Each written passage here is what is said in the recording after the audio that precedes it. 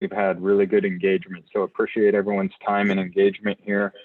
Per usual, we'll start off with a quote. So I'm going to share my screen here before passing it over to the presenters for tonight. So tonight's quote is, "If your dreams don't scare you, they aren't big enough." So again, with that, obviously we're all officials. We all have different goals. We all have different dreams. So just think about this tonight. And maybe reevaluate your dreams / goals. We all have different goals in this business. So just take some time and think about that tonight. All right, so with that, Jeremy or Chuck, I'll let you share your screen and then I will do the introduction.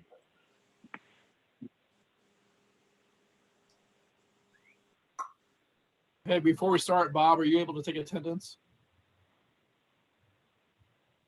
Yeah, so Leslie has figured out a way to export who attends.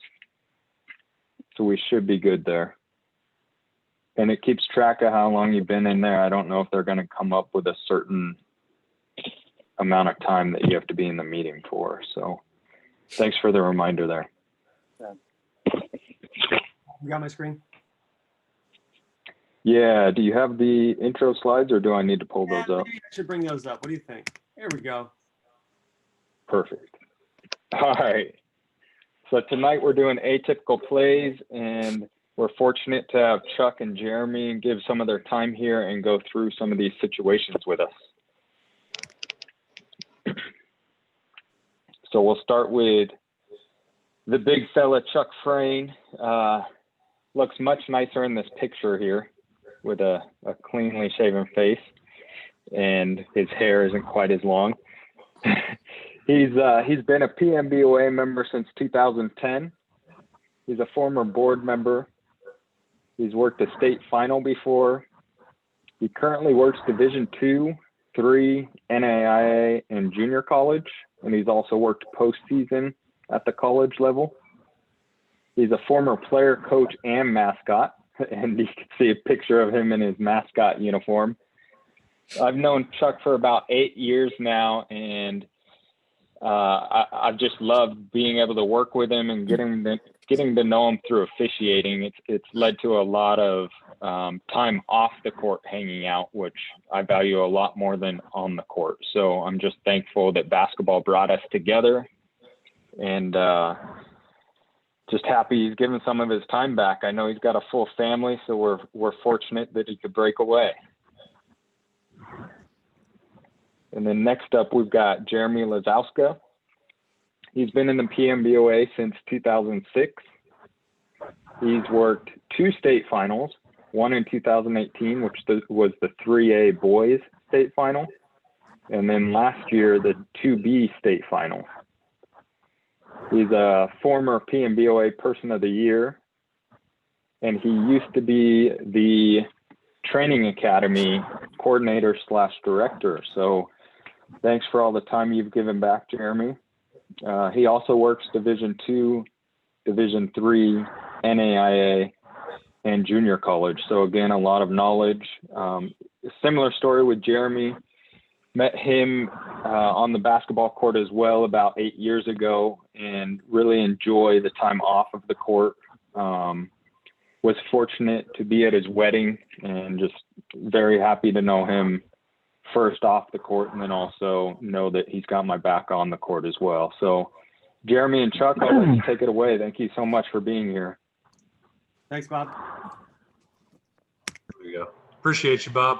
Everybody hear me okay? Can I just get a thumbs up? Make sure I kind of just had a little issue going back and forth on here, so I just want to make sure we're set. Okay. Yeah, we got you, Chuck. We can hear you. All right. So what Jeremy and I are going to cover today are what are atypical plays. And so let's start off with a little bit of definition of what we got going on. And so atypical plays in situations that arise in a normal game. How much your upgrades, Hey, Max, can you mute yourself? Somebody got something out there? Max, Sorry, but it's hard to hear you with Max is not muted yet, so once he mutes, we'll have you get going. Max, There, if you he's, can hear go me, I'd ahead, Chuck. appreciate if you muted. There's a lot of feedback.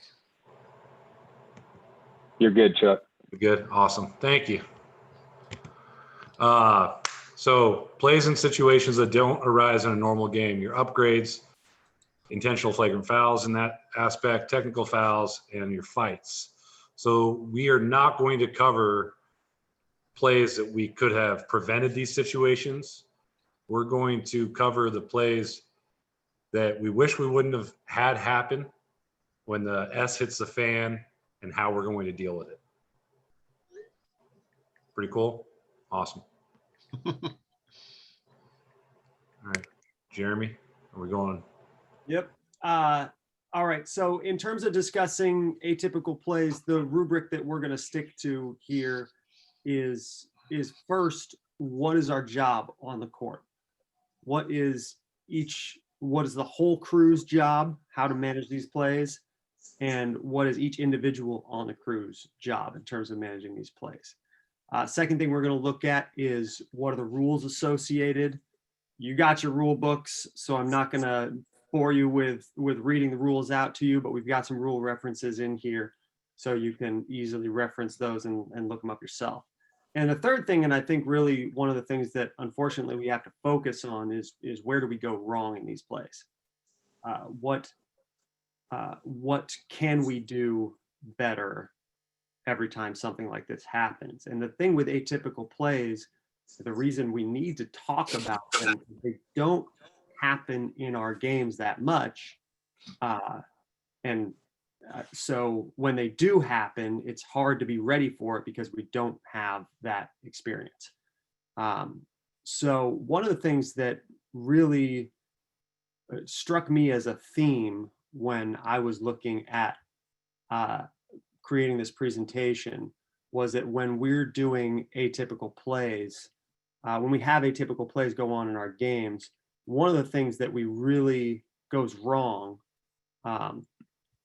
during those situations is that someone on the floor ends up focused on the wrong thing. So let's see if I can get the right thing up here.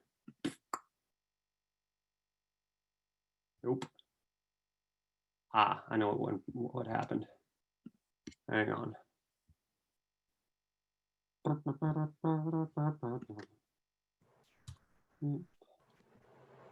All right. Sorry, quick. You're good. While you're pulling that up, Jeremy, I was able to log into Leslie's account, so I do have the ability to mute and do whatever else you need as the host. Huzzah. Boom. All right.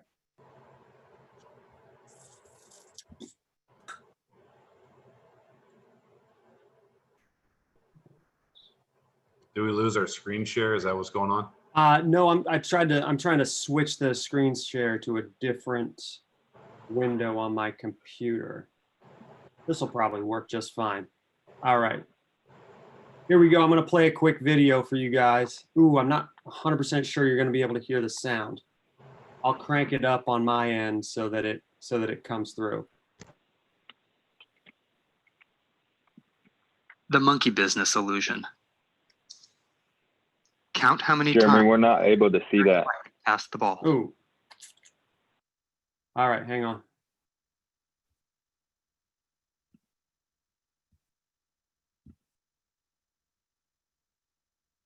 I thought I had it.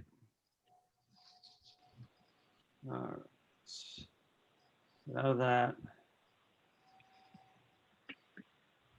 All right, I think this should work.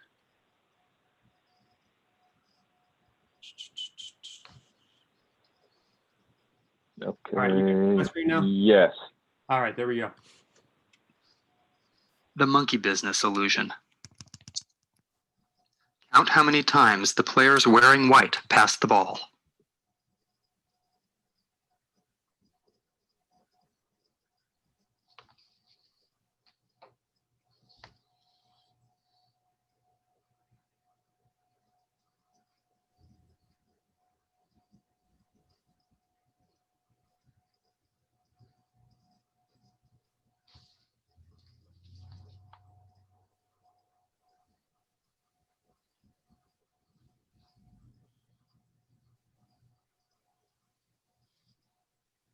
The correct answer is 16 passes. Did you spot the gorilla? For people who haven't seen or heard about a video like this before, about half missed the gorilla. If you knew about the gorilla, you probably saw it. But did you notice the curtain changing color or the player on the black team leaving the game? Let's rewind and watch it again.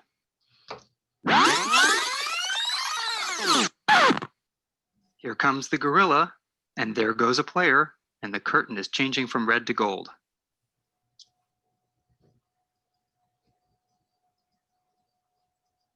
When you're looking for a gorilla, you often miss other unexpected events. And that's the monkey business illusion.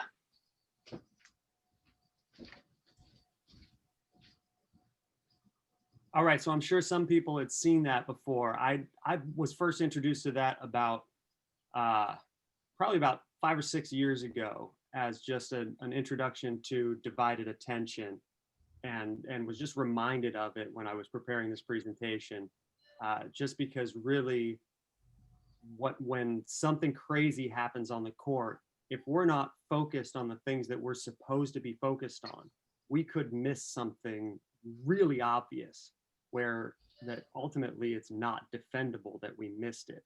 And we want to make sure that we're enforcing the rules as they're written and taking actions on the court that are defendable. All right, back to the presentation. So the next subject that the first subject that we're talking about here when we're talking about atypical plays is upgrades.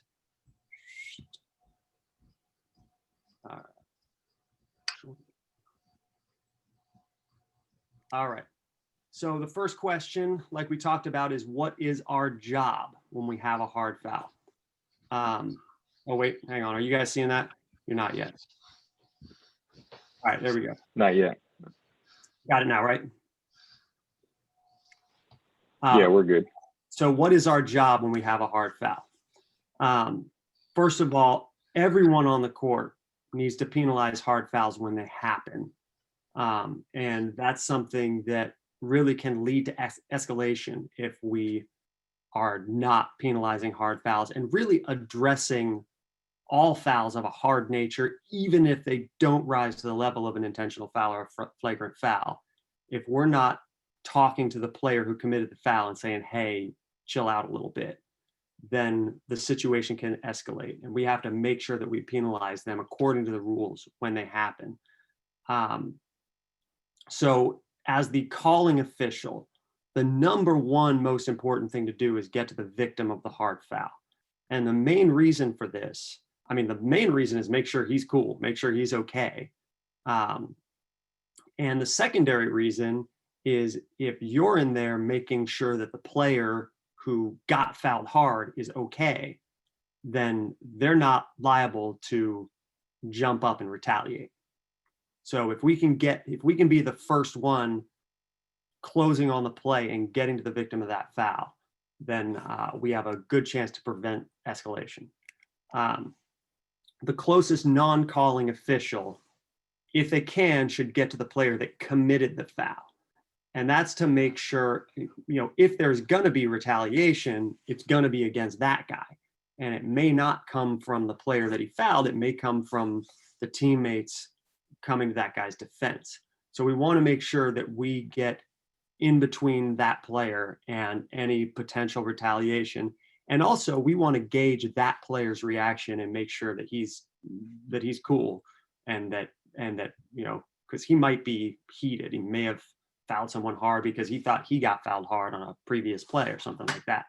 So now the third official is ultimately, this is the hardest job. And we have a play coming up that'll illustrate this. The hardest job is to be the third official and make sure that you're keeping track of everything else that's going on. Watching the benches, making sure somebody doesn't come off the bench, watching the other players, make sure nobody else is mixing it up, making sure the clock gets stopped properly, checking to see if the ball went in, every other thing associated with the game is what the third official has to be managing.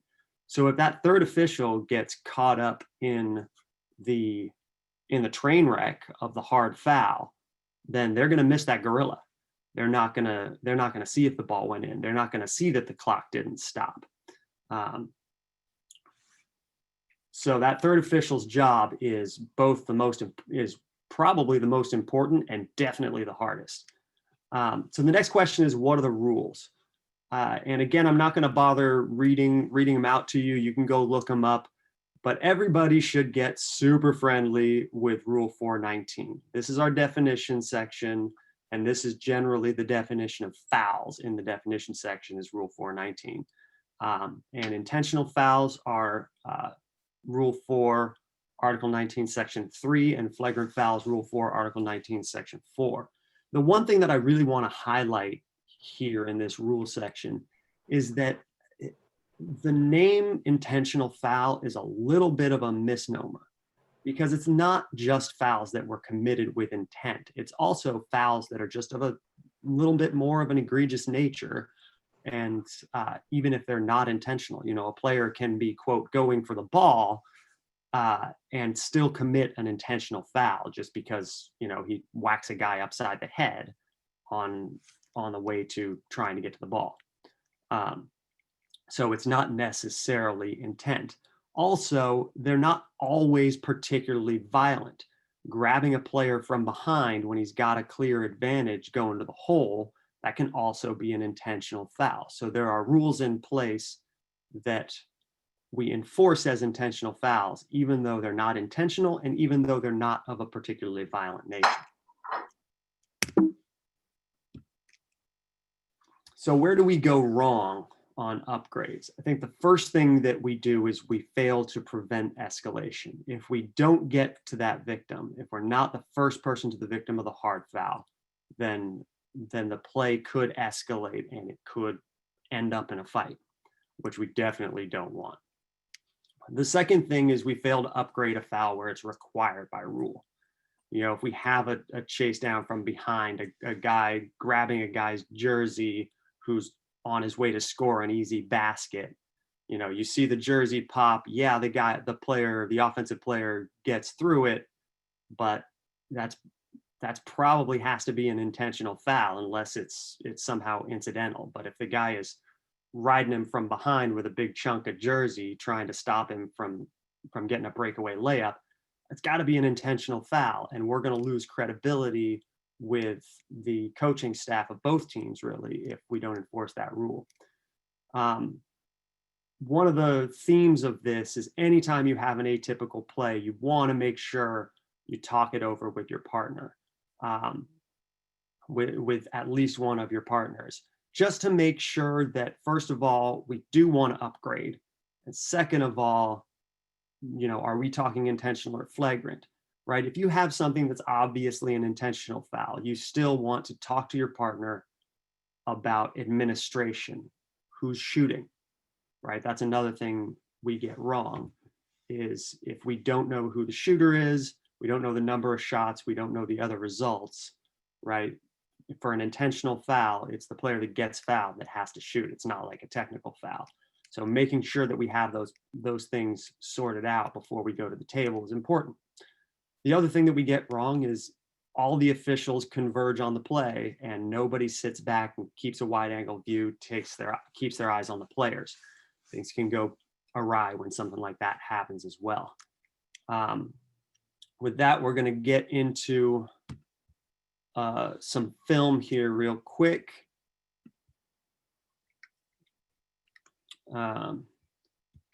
So we've got a play that happened in a game that Bob and I officiated together a few years ago at this point, and I think it's a nice illustration of kind of what you can do right, but also some things that can go wrong when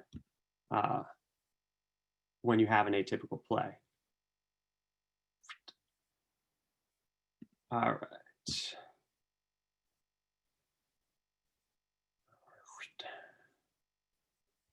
And let's see.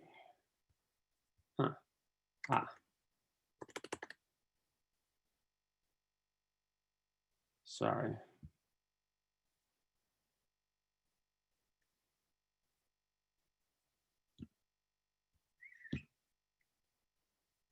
All right. Yeah, So- go ahead, Jeremy. I was going to fill some time. Go ahead. You've got my screen now, right? Yeah, All right. you're good. Perfect.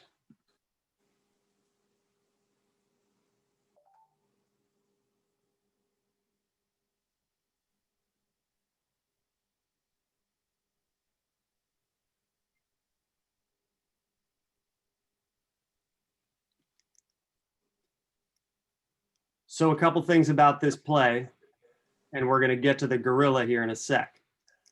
There's a lot of things that I would say went right. We'll You get to- slow it down, Jeremy? Yep, I just went fast to get to the fun part. Yeah, there's a lot of things here that went right. First of all, it's a chase down from behind. So unless this guy gets a pretty darn clean block, we're already probably thinking, hey, we might need to have an intentional foul on this play. This guy comes from behind, gets nowhere near the ball, and runs straight through the guy's back, sending him into the wall. So in some situations, you want to come out with a common foul and then think about upgrading. In this situation, I went straight to intentional foul, which I think is fine.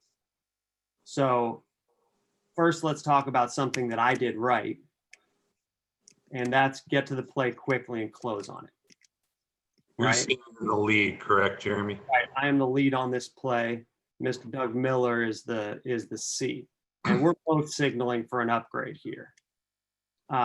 So the thing that I wish I would have done differently here is I end up holding the intentional foul signal over the victim of the foul as the perpetrator's walking away, and I don't think I need to hold it up for that long. So that's the thing that I don't like that I did. So let's talk about Doug. I like that he closes hard on the play, but then he stops when he sees that the perpetrator of the foul has gotten up and is walking away. And Doug actually stops and kind of opens up his shoulders here to watch, to make sure that basically the players are staying separated, right? So now, here's the question.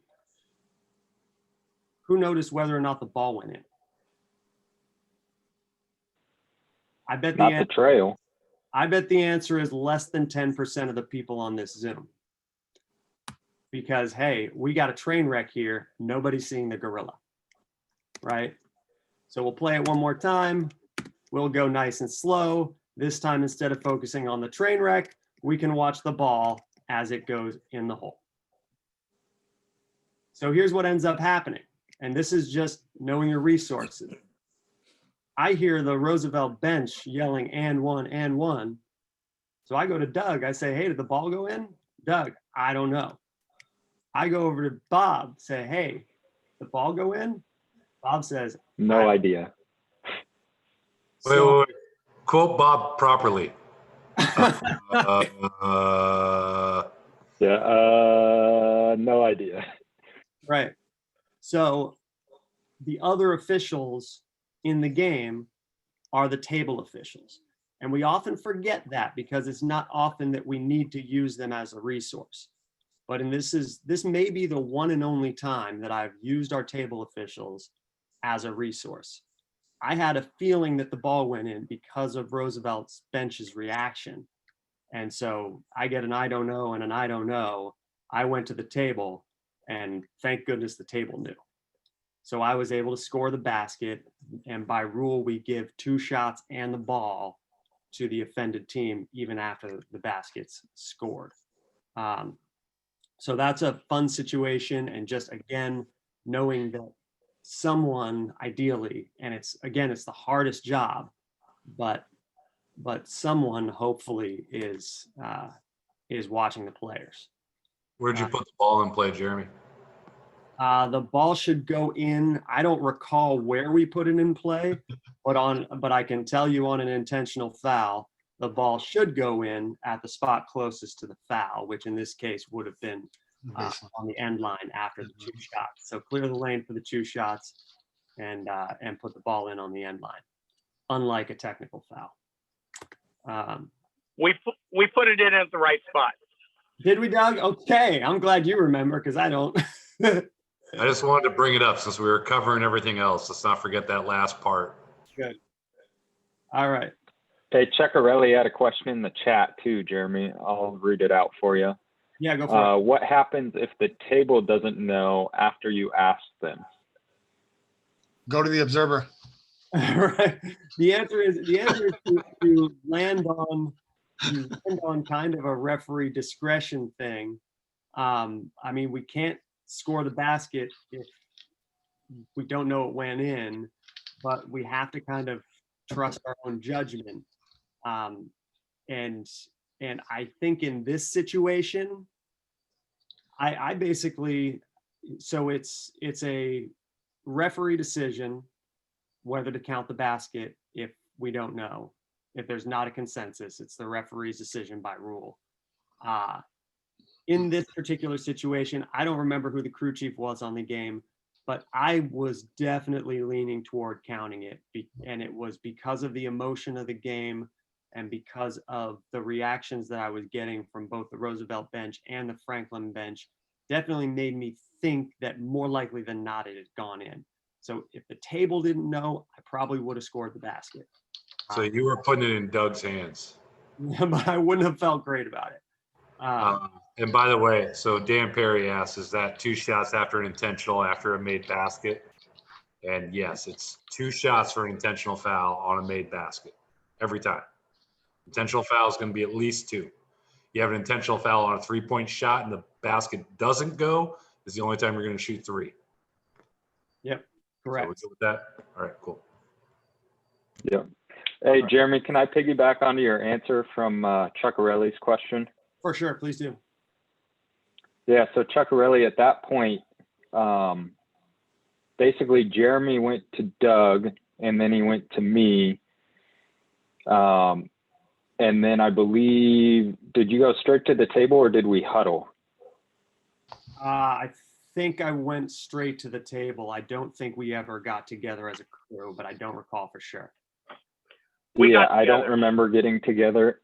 I don't remember getting together as a crew, but that would be the next step. So what Doug just said, he asked the table if they didn't have definite knowledge, then we're definitely getting together if we haven't already. But Doug says we had already got together to determine that. So again, you'd replay it, kind of what Manny talked about last week in his presentation too, on that game with timing. You would have to replay it as a crew.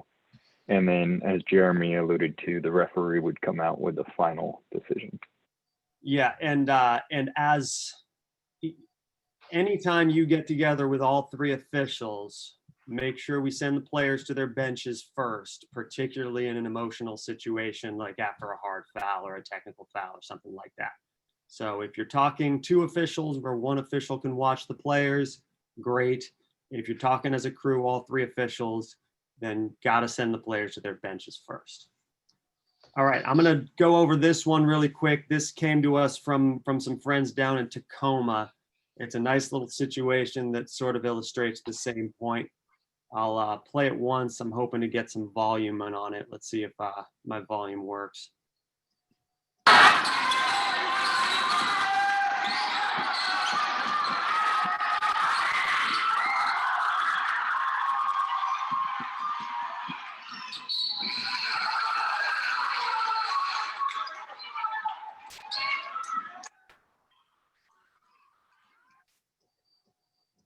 So hopefully you guys were able to hear both the whistle and the horn.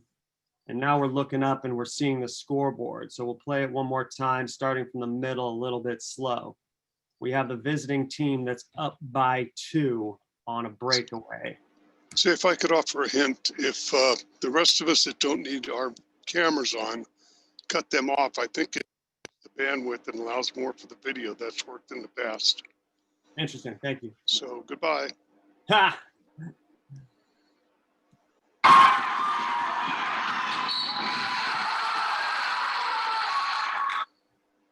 So I'm not going to dwell on this one really long, but it illustrates a couple things. actually, I do want to finish playing it. But one of the things it illustrates is the importance of keeping your composure after a whistle like this, and particularly in an end of game scenario. Officials in this game did a couple things that I think, looking back on it, they wish they had done differently. And one is they let their guard down when the horn sounded. And now they're starting to come together as a crew as the players are walking off. And we have a couple questions. One is, who's watching the players? Another question is, are we enforcing this foul and putting time back on the clock? And I would argue that you probably are. This was there was a distinct delay between the whistle and the horn, and you want to perceive that and put time back on the clock, because this game is still a little bit in doubt. So don't let your guard down just because the horn goes off. Don't let your guard down just because one of your partner's whistles goes off. I think that's the really critical thing about this play. All right. Moving on then, we'll get to, we'll move on from upgrades and head to technical fouls. Chuck. Make sure I unmute myself. Do this right. So technical fouls, what is our job? Key is right off the top. We have to we all have to be able to draw a line in the sand. We have to address unsporting behavior.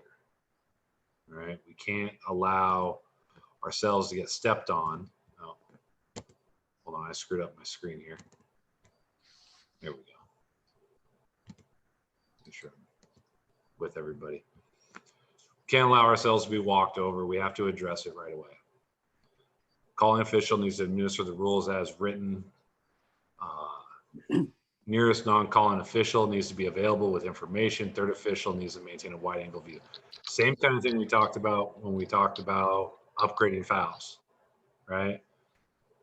Something that happens when we have atypical situations is our emotions rise up, right? So all of a sudden you're brought into the emotions that you're addressing with a technical foul.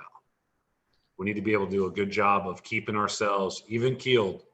We're just addressing unsporting behavior. Okay. Messing me up, Lazowska. What's that? You were messing me up there. All of a sudden I saw the next screen. Yeah, sorry, it was an accident. No worries. The calling official, administer rules is written, sorry. Nearest non-calling official needs to be able to come. What I like to do personally, and what I always talk about with my crew, is if I've got an atypical situation, whether it's an F1 or intentional foul, a flagrant foul, technical foul, is I tell my partners, beat me to the table. Beat me, come get me, interrupt my path, get in front of me. Do not let me walk to the table. Because I get into this mode where, all right, whack you, or intentional foul, or F2, we're gone. And I start going to the table, because that's kind of how we're trained to deal with most of our whistles. In these situations, we have to be able to kind of break that routine up. So I always tell the nearest non-calling official, come get me, stop me from getting there, and then we can talk about it, right? We don't always have to have all three get together in this situation. We want our third official to be able to see everything that's going on the court. What's the next step? Do we have a retaliation? Are you able to pick up players coming off the benches? Right? What are the rules? Get friendly with Rule 10, but really stay focused on the penalty sections. Understand what the technical fouls are going to lead to. If we can follow the rules on all of our, what are the technical fouls, what the penalties are, gets us out of a lot of trouble. And luckily, with all of us in the PNBOA, it's 2 shots in the ball at the division line for all technical fouls. Simple. It's not a lot to remember. Some of us have a difficulty where we have to memorize 5 different levels. And it really screws you up. So let's go to, we're going to where did we go wrong? Sorry. Thank you, Jeremy. So where do we go wrong? Assess technical foul where none is warranted by rule. This is I have an understanding of what is crossing the line as a crew. Some we talk about in pre-games. We have to find that level, right? Applies again to failing to assess technical foul where one is required by rule. If we're going to let someone walk all over us, we're going to get in trouble. Failing to address unsporting behavior. When two players are going at each other, we have to step in the middle. We got to find a way to diffuse situations.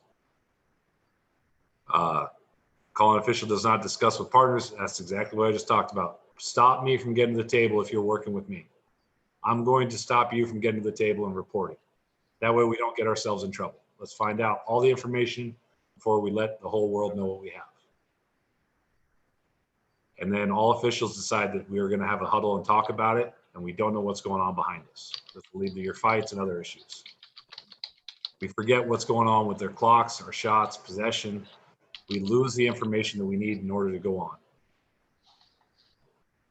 So if I've got a technical foul or I've got a situation that arises, somebody's got to take a quick look at the clock, take a look at what's the status of the basketball, right? And then we're going to figure out what we're doing from there. So if we need to get together, the first question I ask my partner, what's the status of the ball?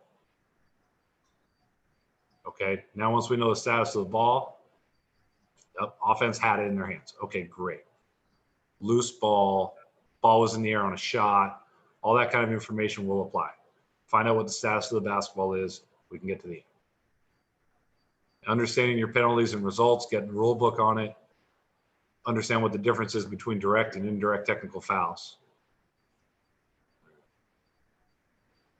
So we're going to a play I had, going to video 3, Lazowska? Yeah. Okay.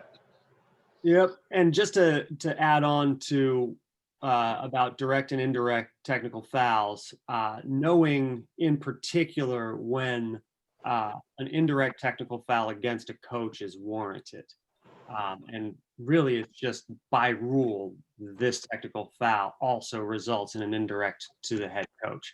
And that can be important ultimately in administering your game, because among other things, upon receiving an indirect technical foul, a coach has to remain seated for the rest of the game, even though it's typically not something that the coach did to earn it. All right.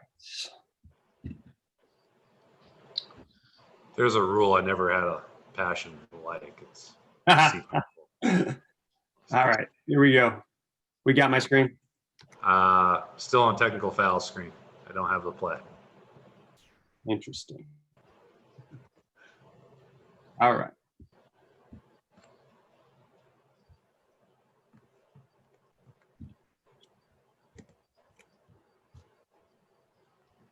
We got it? Yep. Perfect. Play it through all the way once.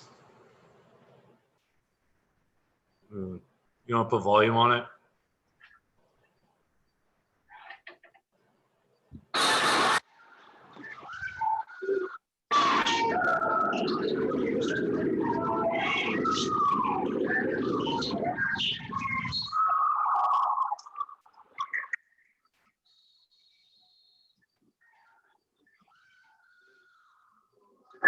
You cut out for me. So this is a situation where you have to understand the temperature of the game. We had 2 plays prior to this. We had a very tough collision on the other end that did not go in Gray's favor. It was a pass call.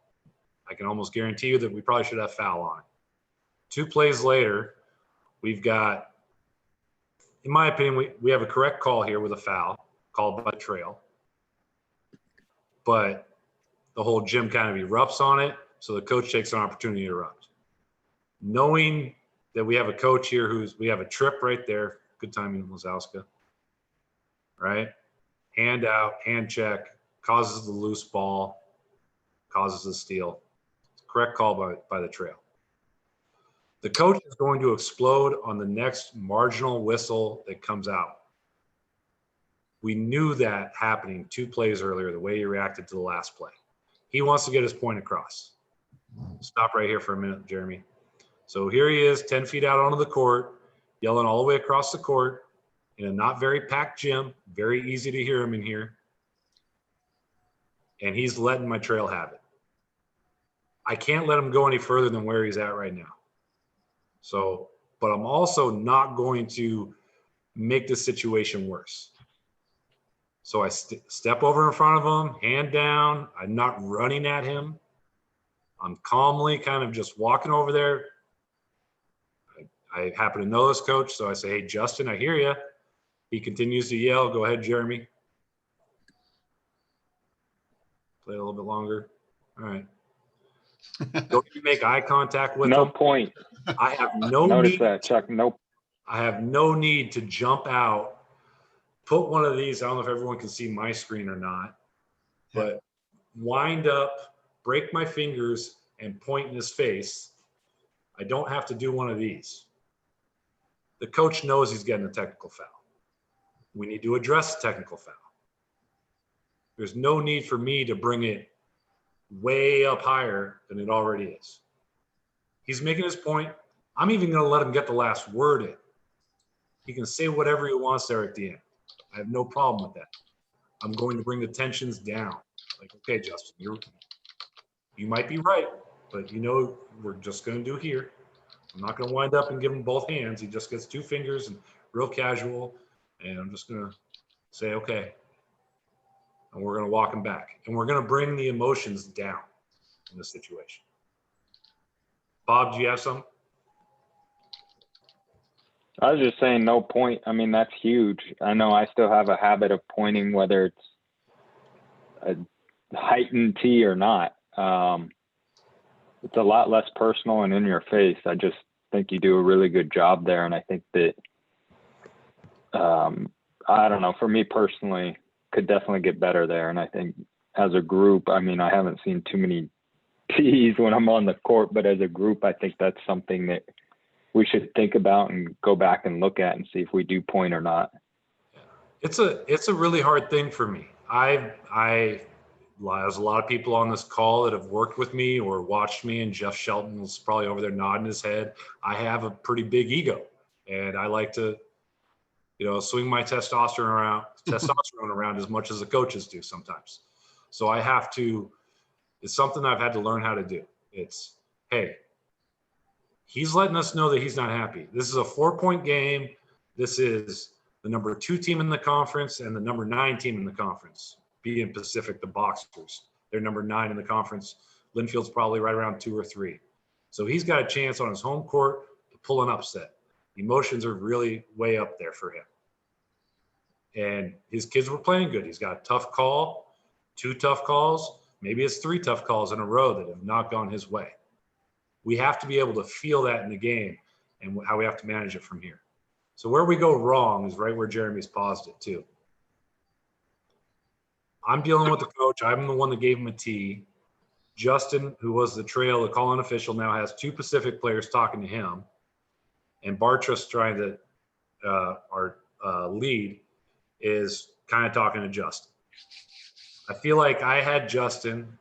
Mark probably didn't, my lead didn't have to come to me to interrupt Justin. I'm okay with him doing that. He's the senior guy on the crew, and I'm pretty young in this conference at the time. But somebody needs to get Jacob away from 2 players. We went too slow at this point. We should have managed benches, cleared, talked about it at this point. We didn't do a very good job of that. So I would have liked to seen us clean that part up. Good. All right. And one other thing. Yeah. One other thing on this video, and then we'll move on to the next one. I think given how far the coach was out on the floor and the fact that he's screaming across the court at our partners, if we don't assess a technical foul in that situation, then we lose the respect of both the opposing coach, and also we probably lose the respect of the coach who's out on the floor, because now he thinks he can do that and have it not be penalized.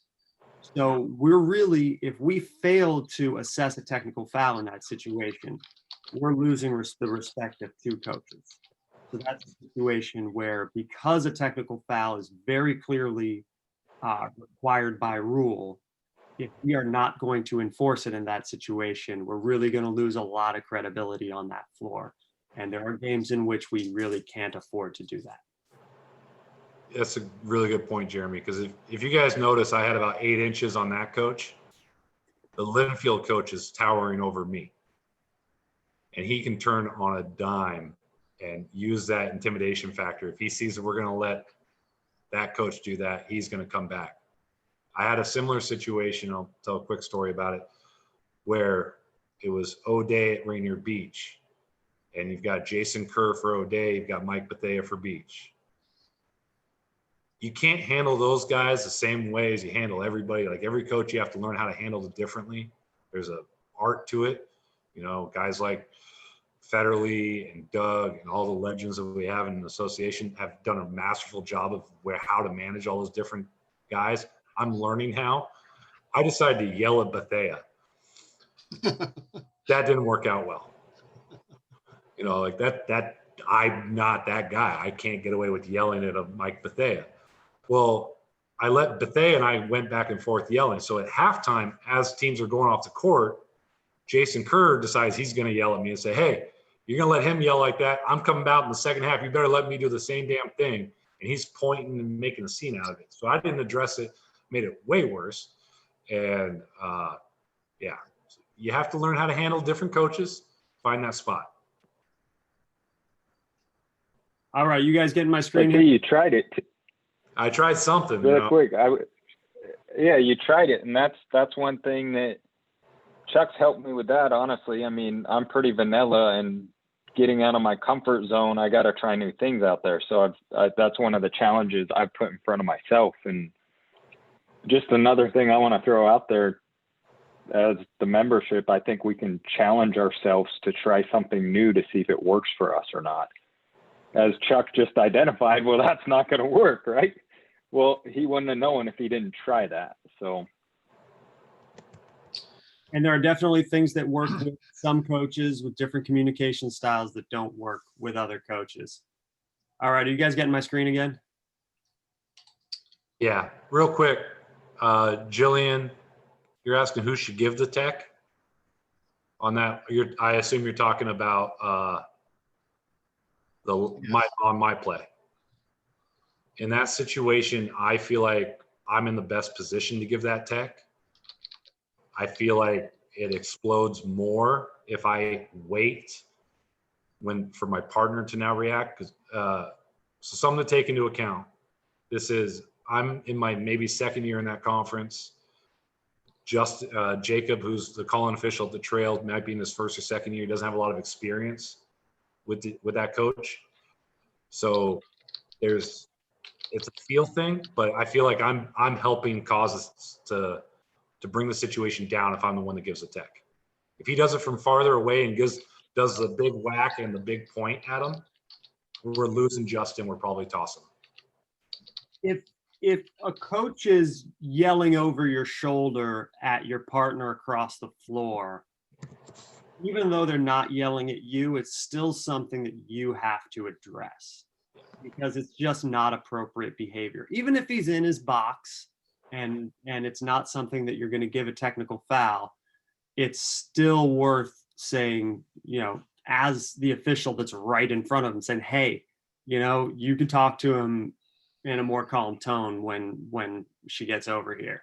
All right, just let's not go shouting. Right. So, or, if the ball is live when this is happening, then just putting a hand out and with your body language saying, hey, let's not do that. So it's something that you have to address as the person whose shoulder is getting shouted over. So I think Chuck is right that in this situation, if he doesn't give this technical foul and Jacob has to do it from across the floor, it's going to lead to a worse situation. Really good question, Jillian. You know, and that situation could change, yet it's a really kind of a sticky situation where if that's like, let's put it in PNBOA terms. If that's Mike Bethea at Rainier Beach and he's yelling at like Mr. Federley, I don't need to babysit Scott Federley. Scott can probably handle that one a lot better. I could have his back. I might give Scott a second to get that technical foul and let him handle it because he has a long-standing relationship with that coach. Where if I'm working with somebody new and I'm saying that's crossing the line, it doesn't matter who it is, I'm going to address it right away. But I would,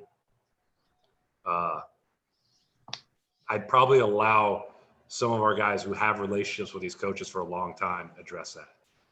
Jeff just brought up a good point. I want to jump in with it, Jeremy, if you don't mind. Yeah, go for it. Jeff Shelton brought up, talk about seatbelting because we didn't really bring this up.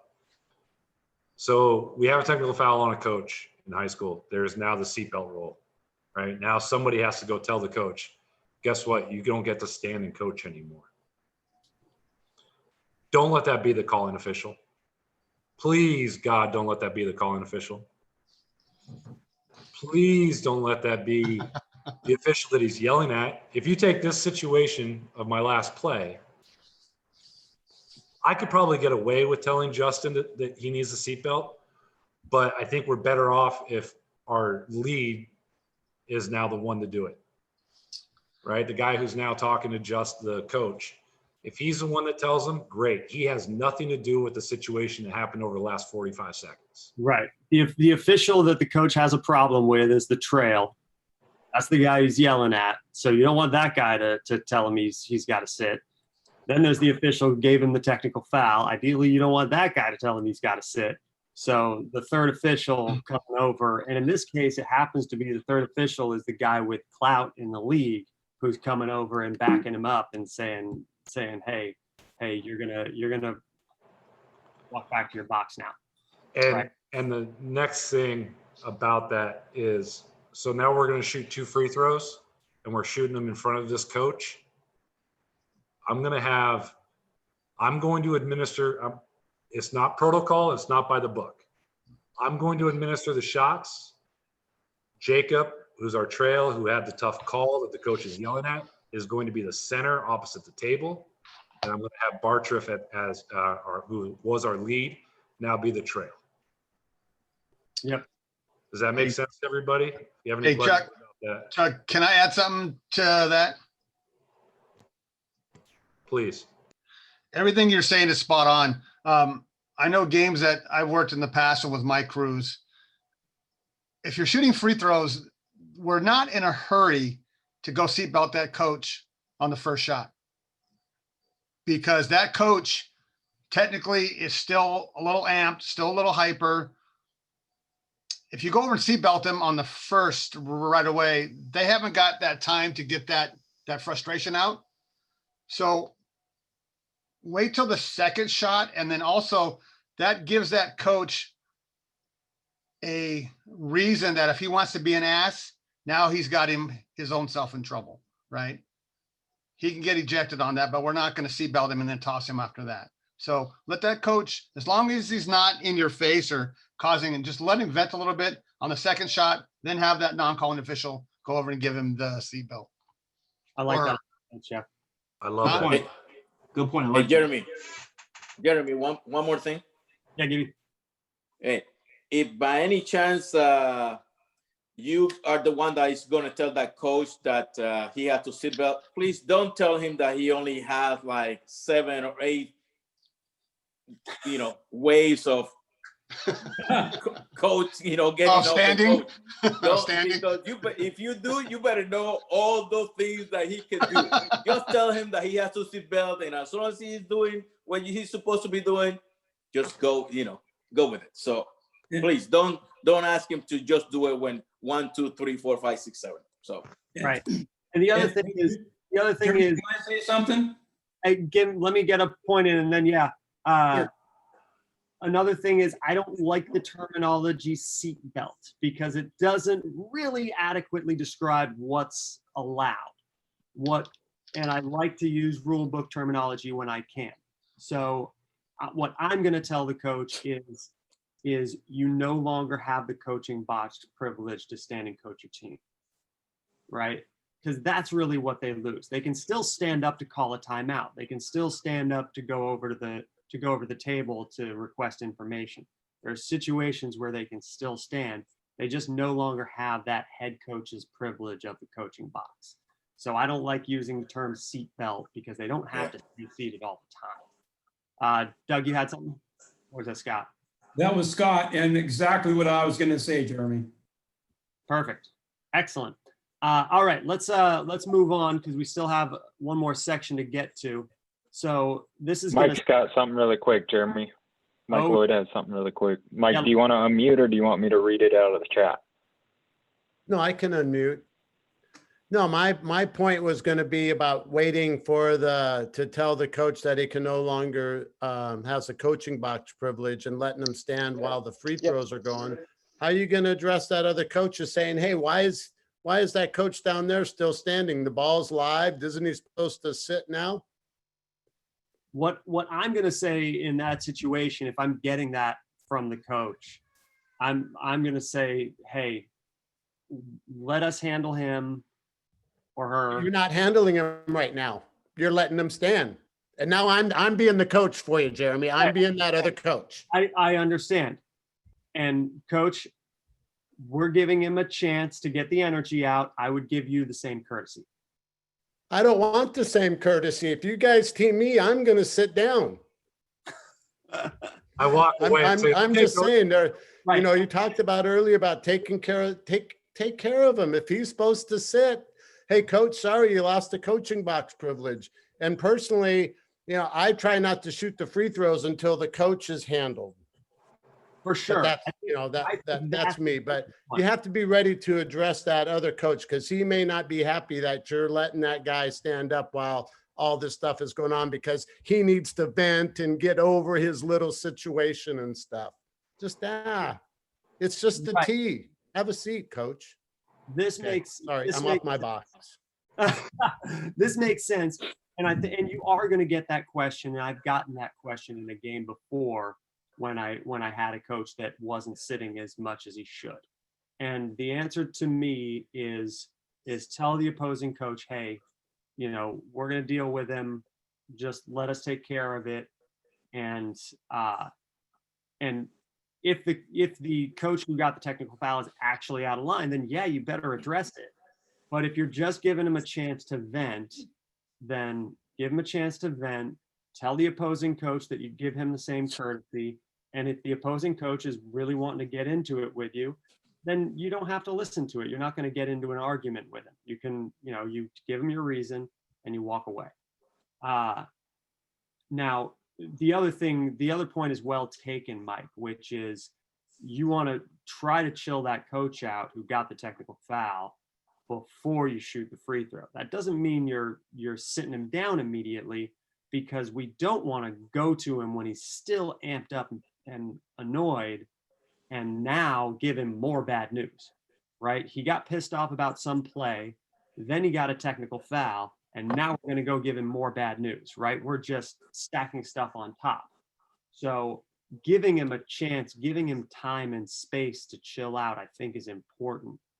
But that's news he already knows. If he's a high school coach, he knows if he gets a technical foul, he no longer has the coaching box.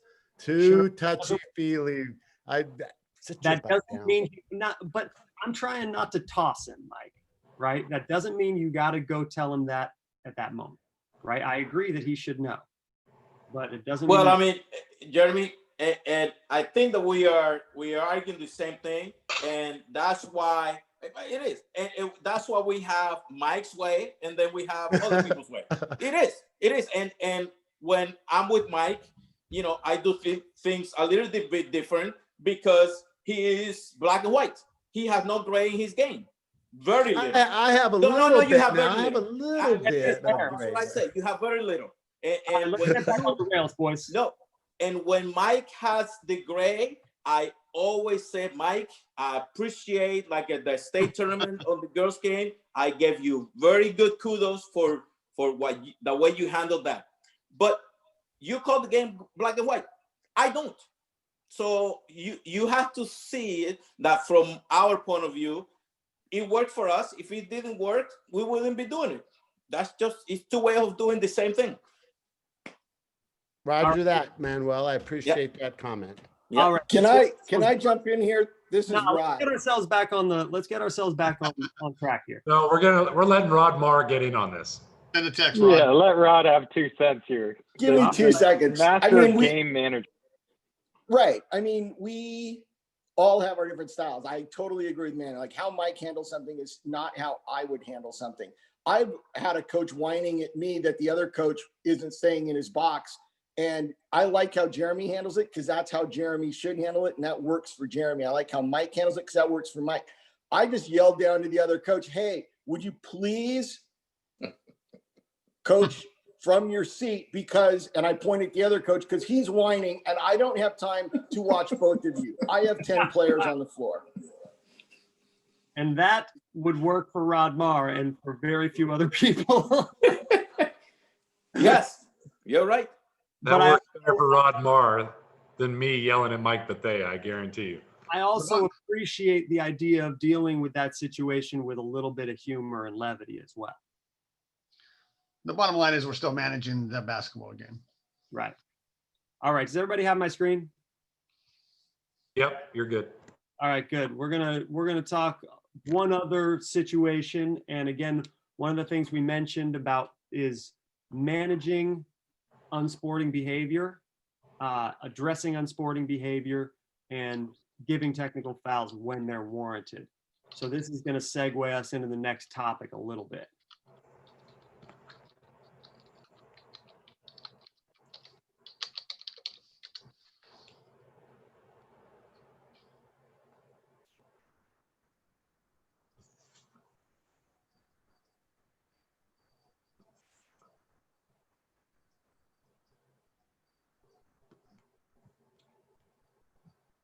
Woo! Right, a little bit testy. All right. So everybody recognizes number 1, I'm sure. And let's keep number 21 in mind as we move on to the next topic. But I think hindsight being 2020, I wish I would have given a double technical foul in that situation instead of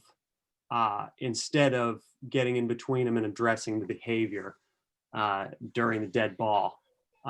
Because it would have been warranted. They went chest to chest and we're talking trash.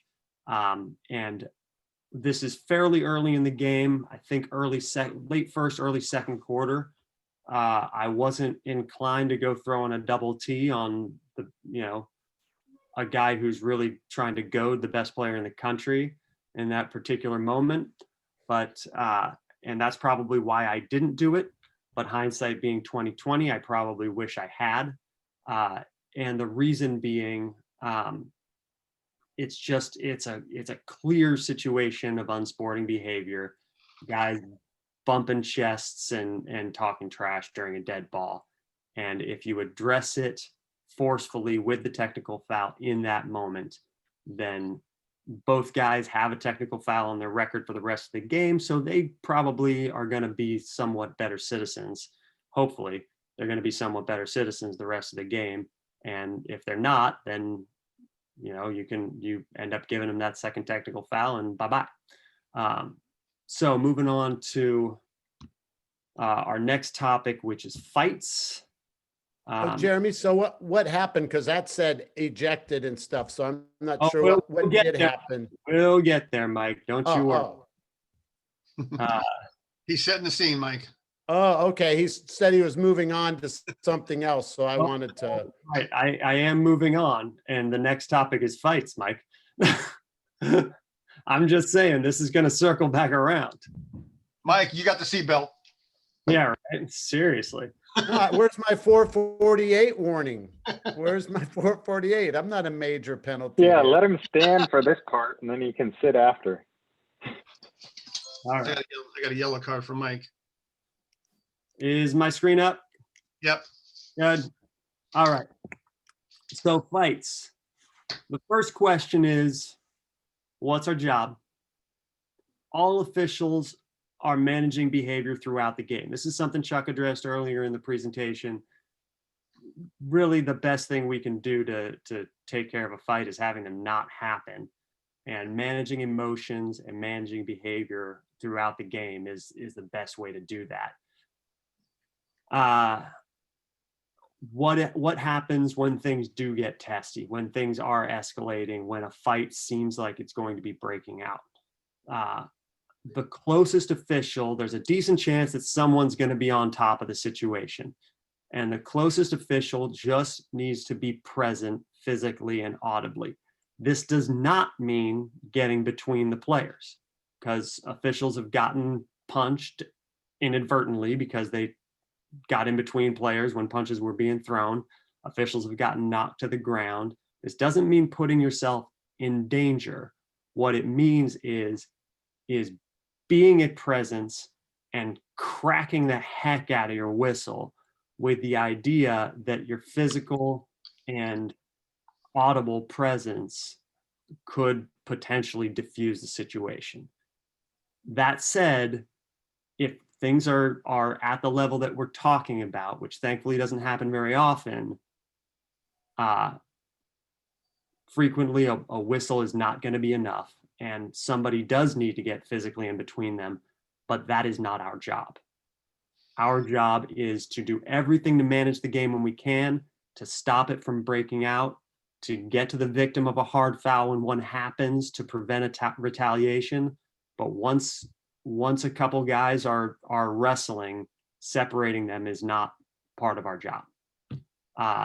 So the other officials who are not the nearest official need to be aware enough to enforce the remainder of the rules, which really means observing the players and observing the benches. Getting into the rules, what happens when a fight does break out, or even the potential for a fight breaks out. I think one of the important rules that's missed when we talk about the definition of a fight is really punches being thrown, whether or not they connect. The bench decorum rule, in terms of players coming off the bench, that rule exists with the idea of preventing a fight from turning into a brawl. And the language of that rule says that when a fight may break out, players are ejected if they come off the bench.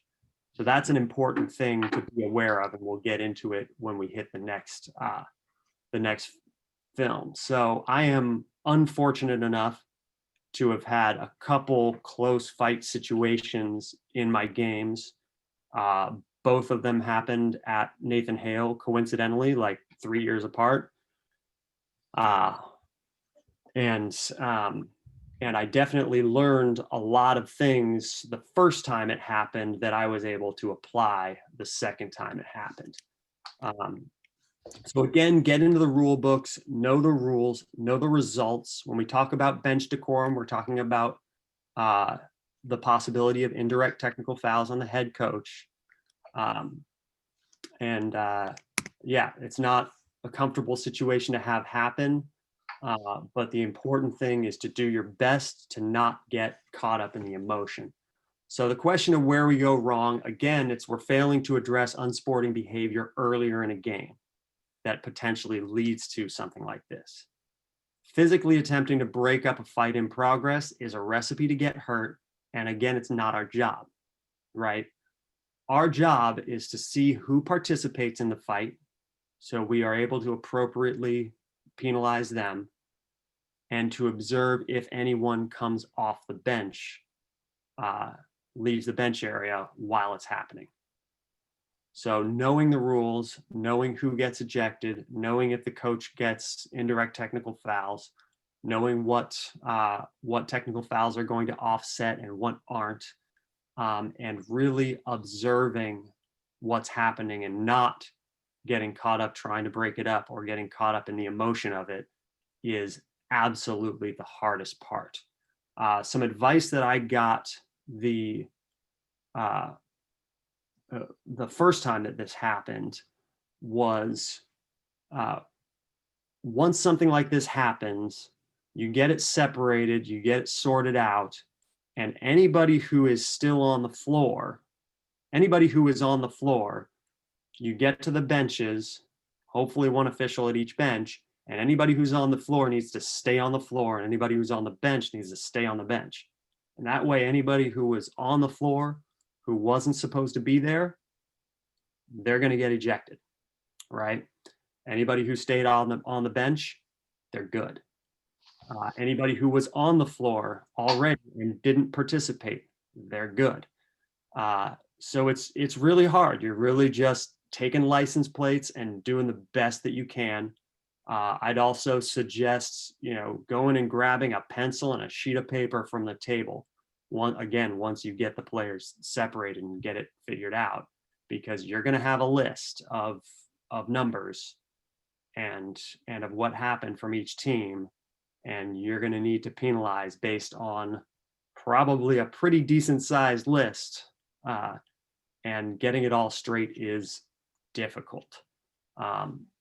So that's the biggest place where we go wrong when something like this happens, other than, of course, trying to prevent it from happening, which is thing one, is getting caught up in the emotion and just forgetting to take license plates. So we're going to go. Hey, Jeremy.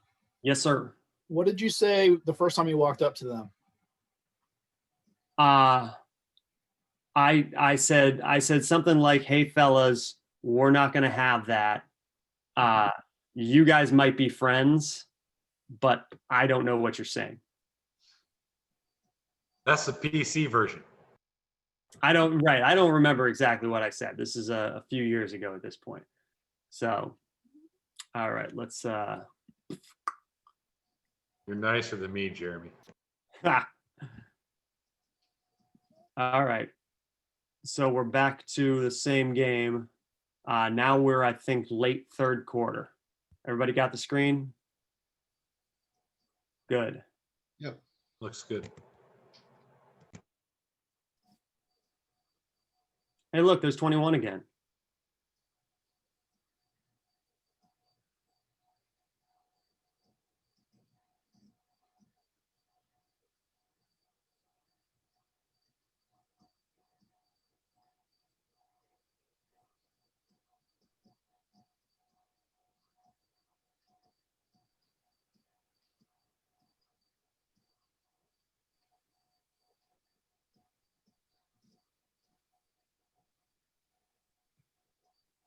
You haven't been there. Welcome to the Metro. All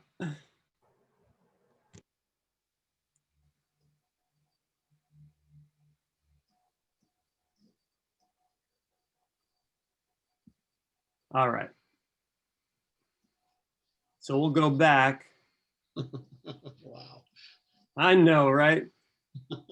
Just lovely. So this place sets up, and we already got some dicey things going on between number 21 and number 1 again. Now we have number 1 trying to throw a lob to himself off the backboard. Now we just have an ugly situation.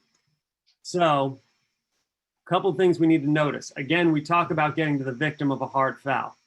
This is a hard foul, but getting to the victim of it before he retaliates is pretty much impossible. So now we got to shove, and Stacy Brodzik is in the weeds. I don't think Stacy's on this call. I think she's leading an apprentice meeting at the same time. But Stacy and I, the last couple of years, have had a number of really good conversations about this game and this situation and what happened.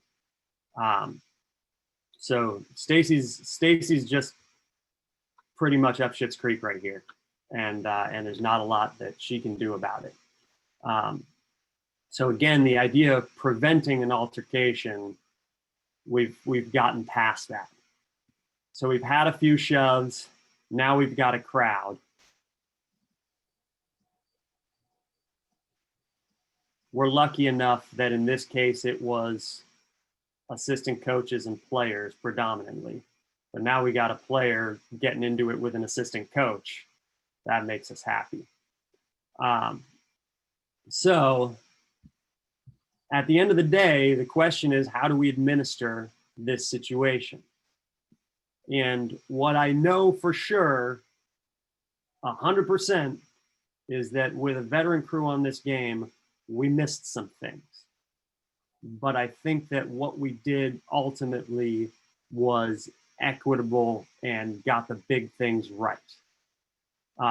One of the things that we talked about was there is undoubtedly a contact dead ball technical foul against white number 1, right? So we got together, we asked if there were punches thrown. We confirmed there were not, which means we didn't have a fight. But we did have a situation where a fight may break out. So we want to penalize bench behavior. We had a contact dead ball technical foul on white number 1. And prior to that, we had an intentional foul against black number 21. So intentional foul, contact dead ball technical foul. I don't recall whether we penalized the second player who came in and pushed, whether we also administered a contact dead ball technical foul against him. But I would say looking back at it, that would be warranted, right? So there's a contact dead ball technical foul, there's a contact dead ball technical foul, and those. There was also one player from white who came off the bench. So we correctly ejected that player. And again, what you want to do is take license plates. So I remembered that about halfway in here and realized that my third was also crashing down on the play.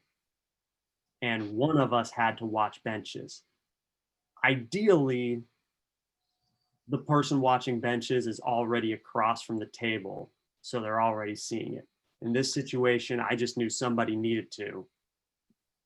And so I turned and started looking the other way. And you see on the right of the screen, I actually ended up getting almost run over at one point because I get caught in the wash a little bit. I got guys kind of running past me. But again, this is hard to do. And I didn't do a perfect job. I wouldn't say any of us did a perfect job in this scenario. But the thing that I did was I learned from my previous experience that somebody's got to turn and watch benches. And even if it means turning your back on what could be punches being thrown on the court, you got 2 other officials to watch that and take care of that. And someone has to be in charge of watching benches and enforcing that decorum. Hey, Jeremy, can I ask a question? Yeah. So you're saying there has to be punches thrown to be a fight? So two-hand shove to the chest wouldn't be considered a fight? It's a contact dead ball technical foul. And if it escalates from there, and here, I'll find the rule book definition really quick. I just asked Mike. Yeah. If it escalates from there, so if I have a 2-hand shove to the chest and then that guy punches me, I have committed a fighting act. So if you do something that causes someone to throw a punch, you have also fought by definition. You do not Even have to taunting. throw a punch to be in a fight.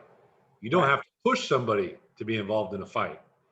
If I called your mother a really, really, really, really, really bad name and you punch me, I instigated the fight. I am going away for fighting as well. Yeah, I agree. That's why I just want to make sure everybody's clear. Okay. Yeah. So we'll get into the fighting definition. Frequently, it's short. Fighting is a flagrant act, can occur when the ball is dead or live. Fighting includes, but is not limited to, combative acts such as an attempt to strike, punch, or kick by using fists, hands, arms, legs, or feet, regardless of whether contact is made. or an attempt to instigate a fight by committing an sporting act that causes a person to retaliate by fighting. So again, throwing a punch is not necessary to have fought, but in general, a two-hand shove to the chest, you're talking contact, dead ball, technical foul. But if somebody retaliates by throwing a punch, now it's a fight. And it's really weird, but that's our rule book definition. And again, just because we don't have a fight doesn't mean somebody is allowed to come off the bench and not get ejected, which is why we did eject one of the players in this game. So yeah, that's fighting. And I'm sure we'll have a couple more questions on that. But just to kind of throw a little bit of icing on the cake, we have one more play that I'll let Chuck set up as kind of a good, just be aware that anything can happen at any time in any of your games. Chuck, you want to touch on this? Yeah, so I know everyone's muted. I don't want to take a poll, but here's something that happened to me a couple of years ago was when the minute you step on the court is when your jurisdiction begins. We all agree with that, right? The minute you enter the arena, yep. Are you ready to referee basketball game? Are you ready to officiate, period? The minute you walk into the arena. Go ahead, Jeremy. Hit play. Chuck, I can add a poll too if you really want to. It's up to you. That's all right. I just want everyone to understand the minute you walk onto the court, you are responsible for the action of all players on in this gymnasium. Correct. Let me know when you catch it.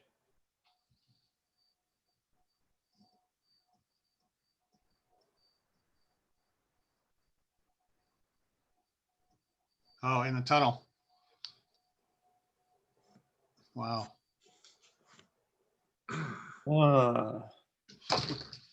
That's something that happens every day.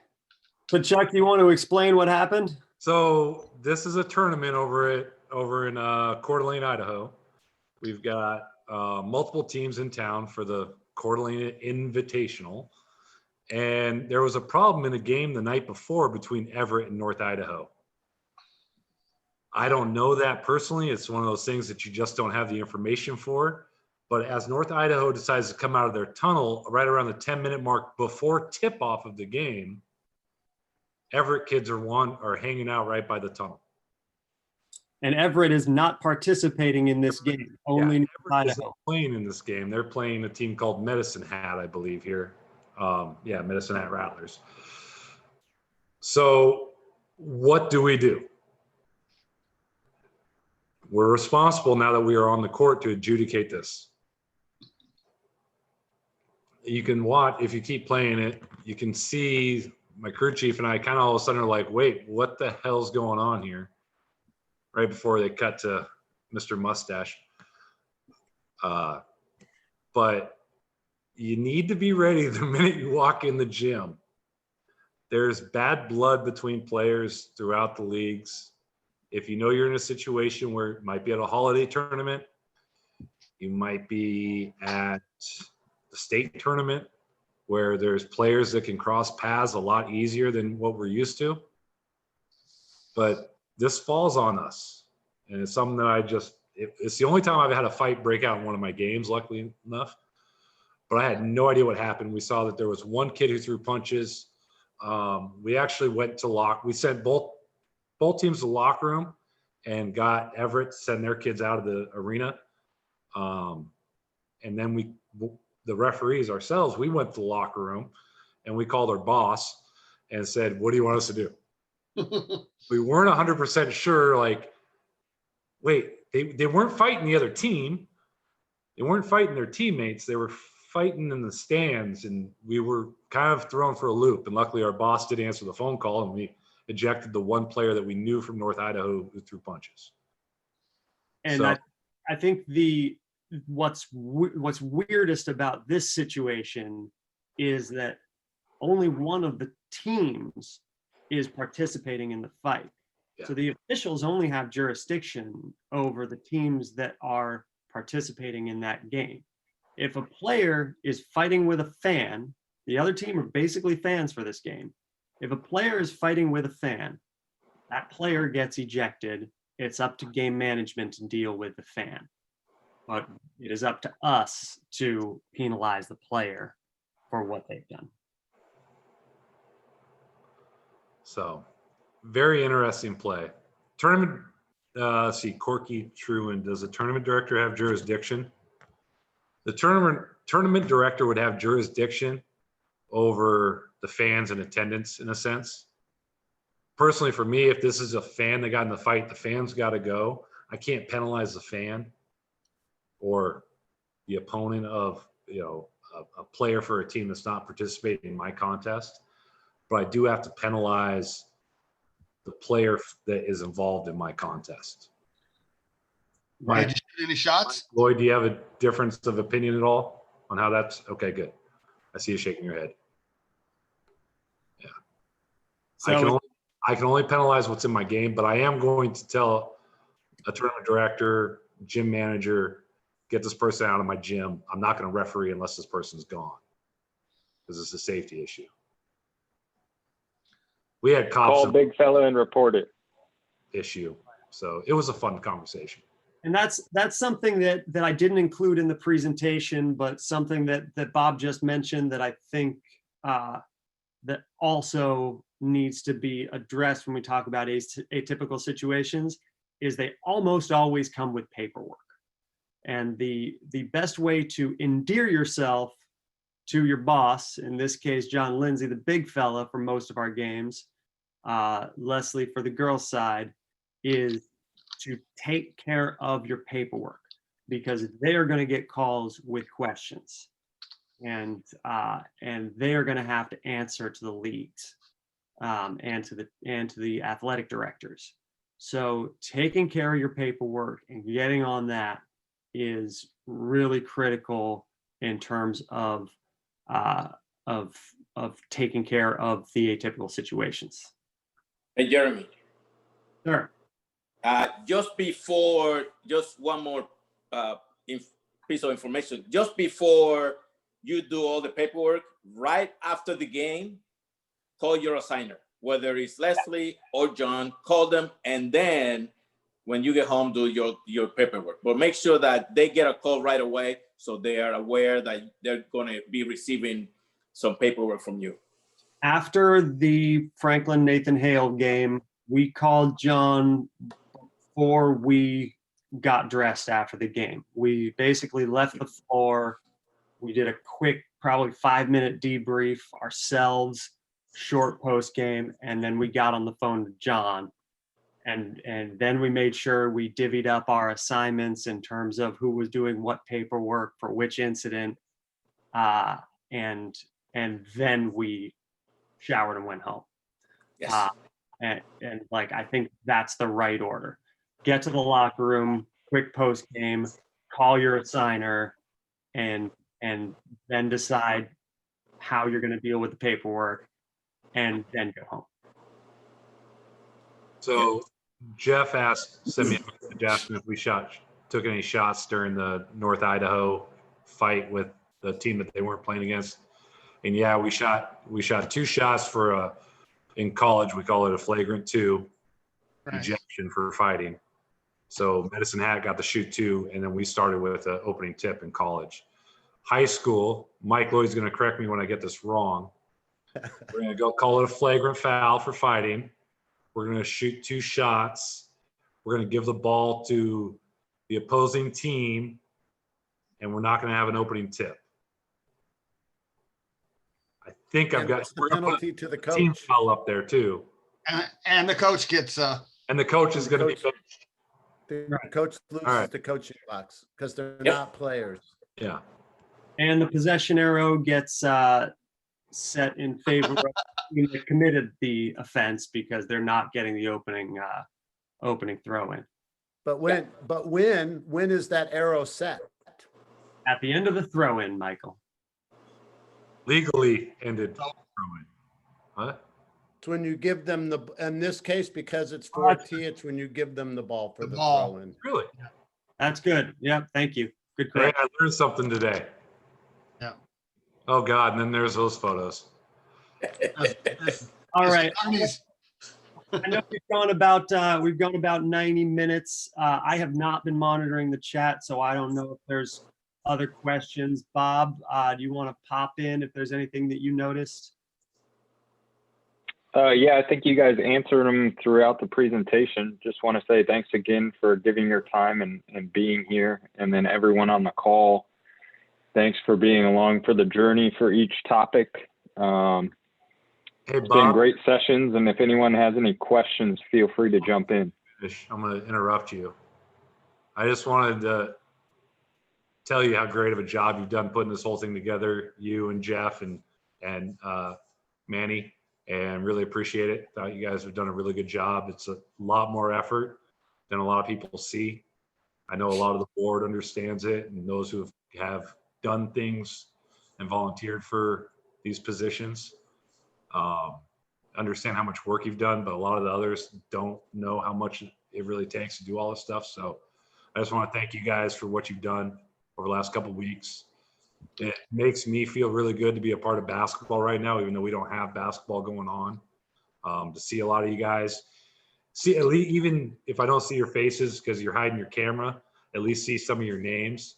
I see Phil Hunt on there.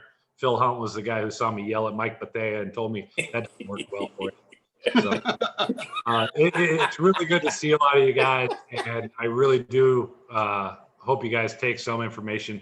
If you have any questions, I know Jeremy and I are more than Bob and all these guys that have ran any of these are more than willing to answer any questions, look at plays. We're all really itching to be a part of basketball again. So I miss you all and really do appreciate everyone who's stuck around this long. Yeah, thanks, Chuck. I echo what he said. Can't wait for the season, and it's great that everyone's been able to come together through this platform. So, yeah, I got to say that. Any questions? On Go behalf ahead, Manny. of Bob, Jeff, and myself, I want to thank all of the presenters that have helped us, have different point of views on different topics, and also the most important, I want to thank all of the people that participated and took time of their family time to be part of this virtual camp that we are offering this year. Yeah.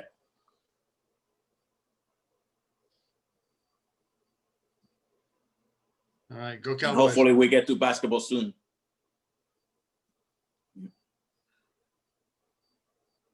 Hopefully we get a vaccine soon, huh? Yes. Yes. We know Thursday. Hey, thanks for all you Big guys fella did. on here to- Appreciate it. Well, Yeah, thanks, Doug. Thanks for presenting. No, it was a fun. It was a fun 8 weeks, wasn't it?